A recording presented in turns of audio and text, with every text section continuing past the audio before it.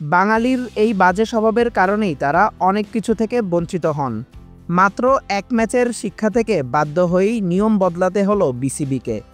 বহু বছর পর মিরপুর শেরেবাংলা জাতীয় ক্রিকেট স্টেডিয়ামে বাংলাদেশ বনাম পাকিস্তান টি-20 সিরিজে দর্শকদের জন্য বিসিবি বাইরে থেকে খাবার ও পানি নিয়ে প্রবেশের সুযোগ দেন।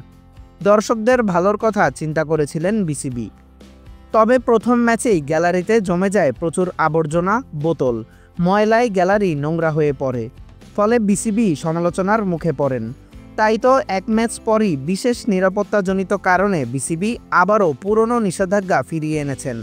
আজ 22শে জুলাই ও আগামী 24শে জুলাই দ্বিতীয় ও তৃতীয় টি-20 ম্যাচে স্টেডিয়ামে কোনো খাবার পানি নিয়ে প্রবেশ করা যাবে না। বাঙালির এই বাজে স্বভাবের কারণেই তারা অনেক কিছু থেকে বঞ্চিত হন। ক্রিকেটের সকল আপডেট পেতে চ্যানেলটি সাবস্ক্রাইব করে আমাদের সাথেই থাকুন।